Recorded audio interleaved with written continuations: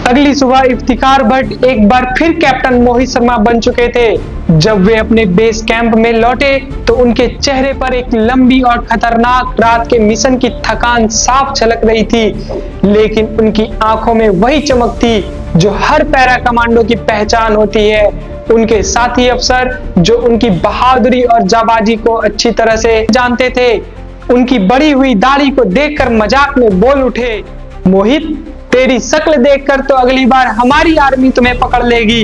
यह सुनकर मोहित शर्मा की आंखों में एक गहरी मुस्कान आ गई। उन्होंने बिना एक पल सोचे जवाब दिया, शायद मैं मरा जाऊंगा लेकिन कभी पकड़ा नहीं जाऊंगा। साल 2004 में उसी आदमी साहस के लिए मोहित शर्मा को सेना मेडल से सम्मानित किया गया। इस ऑपरेशन के लगभग 2 महीने के बाद मोहित शर्मा को आखिरकार अपनी पहली छुट्टी मिली। उन्हें अपने परिवार से मिलने के लिए गाजियाबाद जाना था। रेलवे स्टेशन पर उनका भाई मधुर शर्मा और माता पिता बेसब्री से इंतजार कर रहे थे। मधुर को उम्मीद थी कि उनका भाई फौजी वाले ड्रेस में आएगा, लेकिन जब ट्रेन आई तो भीड़ में ढूंढने के बावजूद मोहित कहीं नजर नहीं आए। पूरा प्लेटफॉर्म छान मारने के बाद मधुर ने झुंझला कर कहा, ये मोहित भी ना हमें कब से खड़ा कर रखा है और खुद आया नहीं। इतना सुनते ही पास खड़ा एक लंबा चौड़ा दाढ़ी वाला शख्स जोर जोर से हंस पड़ा।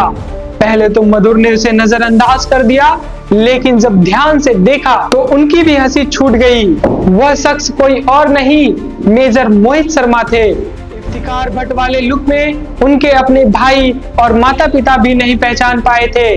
नवंबर 2004 में मेजर मोहित शर्मा की शादी हो गई और उन्हें लगा कि अब शायद मोहित थोड़ा शांत हो जाएंगे, लेकिन वह नहीं जानते थे कि उनके बेटे के इरादे इतने दूर तक जाने वाले हैं, क्योंकि मोहित शर्मा सिर्फ एक इंसान नहीं थे, वह एक सैनिक थे और एक सैनिक की आत्मा हमेशा युद्ध के मैदान में रहती है। दिसंबर 2005 ईस्वी में शानदार सेवा को देखते हुए मोहित शर्मा को मेजर पद पर प्रमोट किया गया।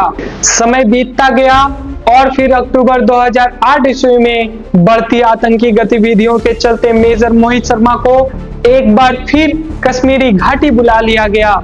इस स्पेशल फोर्सेस टीम के अगले 5 महीनों तक बर्फीले सुनसान पहाड़ों में आतंकियों की तलाश में लगाया गया। यह मिशन बेहद थका देने वाला था और मानसिक रूप से तोड़ देने वाला था, लेकिन मेजर मोहित शर्मा और उनकी टीम अपनी ड्यूटी के लिए पूरी तरह समर्पित थे। 20 मार्च 2009 ईस्वी की शाम जब मेजर मोहित शर्मा अपनी टीम के साथ कुपवाड़ा में बेस कैंप पर थे, तभी उन्हें सेक्टर कमांडर का एक अर्जेंट कॉल आता है। इंटेलिजेंस इनपुट मिला था कि एलओसी पर कुछ प्रशिक्षित आतंकी हापुड़ा के घने जंगल में घुस आए हैं। यह खबर सुनते ही मेजर मोहित शर्मा की आंखों में वही आग चमक उठी। बिना एक पल गवाए उन्होंने टीम को तैयार होने का आदेश दिया। अगली सुबह 21 मार्च 2009 ईस्वी को मेजर मोहित शर्मा और उनकी टीम उन घने और खतरनाक जंगलों में दाखिल हो गए, जहां सूरज की रोशनी भी मुश्किल से जमीन को पहुंच पाती थी।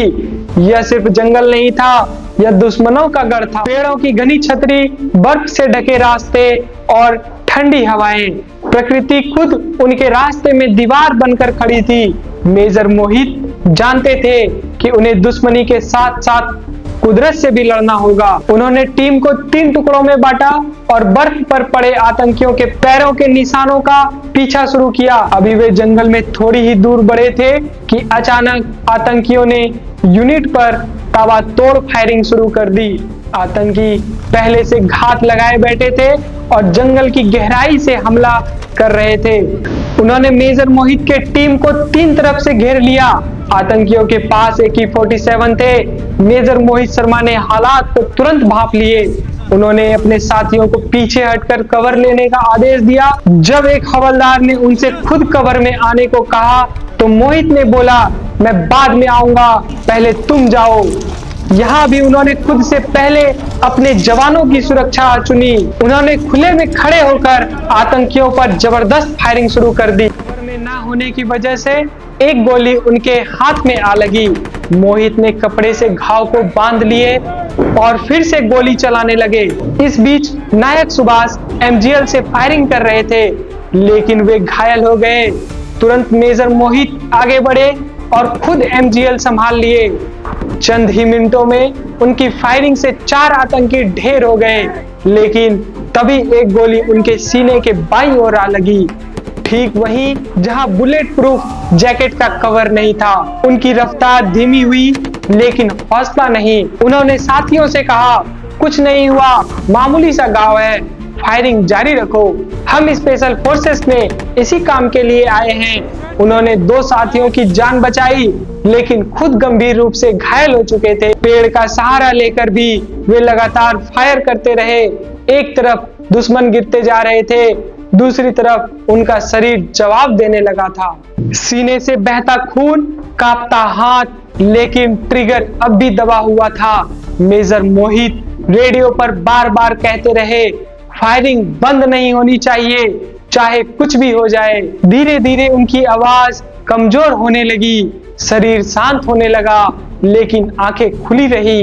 जब एक पैरा एसएफ के बेस कैंप को यह संदेश मिला कि मेजर मोहित शर्मा घायल होकर चुपचाप बैठ चुके हैं, तो किसी को यकीन नहीं हुआ। फिर कंफर्मेशन आया कि अब वह हिल नहीं पा रहे, बोल नहीं पा रहे।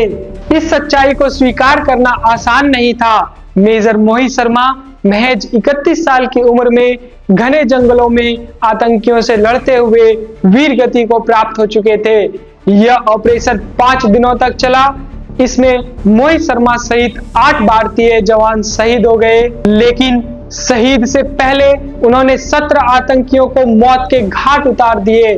आज मेजर मोहित शर्मा हमारे बीच नहीं है, लेकिन उनकी कहानियां आज भी हर जवान के रगों में जोश भर देती है।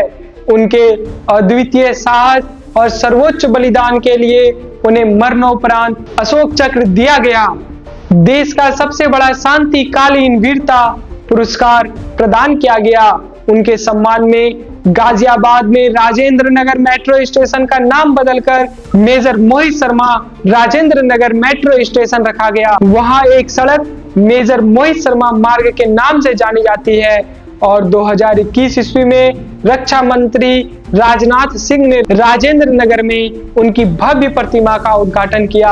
यह प्रतिमा हर गुजरते इंसान को याद दिलाती है कि हम अपने घरों में चैन की नींद इसलिए सो पाते हैं क्योंकि मोहित शर्मा जैसे वीर अपने घर, अपना परिवार, अपनी खुशियां छोड़कर सरहद पर हमारी सुरक्षा के लिए लड़ते हैं।